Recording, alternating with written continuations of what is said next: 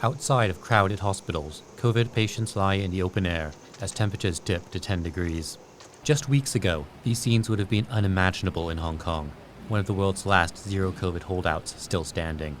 It had successfully kept the virus at bay for years, using strict border controls, ambush lockdowns, and the universal isolation of cases.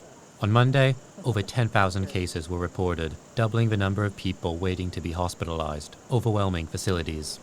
All positive cases, regardless of severity, are sent to hospital. The government says it will now appoint local clinics to handle the overflow. 咁希望呢就協助治療一啲已經接獲初步確診通知，正喺度等緊入院嘅病人。如果佢哋出現一啲即係輕微感染嘅病徵，譬如好似發燒、咳嗽同埋喉嚨痛等，就可以喺呢指定診所嗰度得到治療。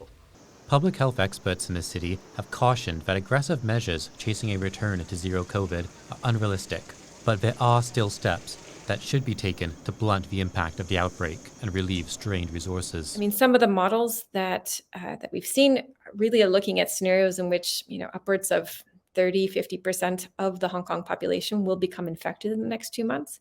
It's not realistic to be able to build a facility large enough to be able to house that. I think the number one priority still at this time is about getting vaccinations in arms, both primary doses as well as boosters, especially to the most vulnerable segments of the population.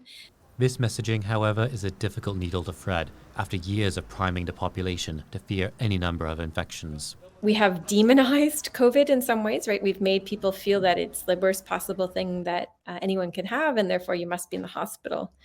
But in reality, for the vast majority of people, and the vast majority of people, in particular people who have been vaccinated, it is a manageable illness that could probably be taken care of at home. Forced to choose between two extremes, China-style zero-COVID lockdowns or what's been called a Western-style let-her-rip approach, dropping all restrictions. There are fears that political imperatives will prevent Hong Kong from charting a more suitable middle course. When the messaging has been so strong in one direction to say that COVID's the big enemy that we have to stop, and other places in the world have done a terrible job by letting lots of people get it, it's difficult to change the momentum from that kind of messaging to say that actually COVID is mostly mild. Local media have reported that the government is considering multiple rounds of compulsory citywide testing, with samples to be sent across the border to the southern Chinese city of Shenzhen.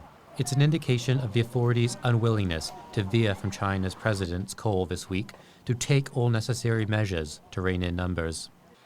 As the fifth wave continues to wash over Hong Kong, there is little residents can do but hold their breaths and wait to see what measures will be imposed upon them next. Ryan Ho Kilpatrick for TaiwanPlus.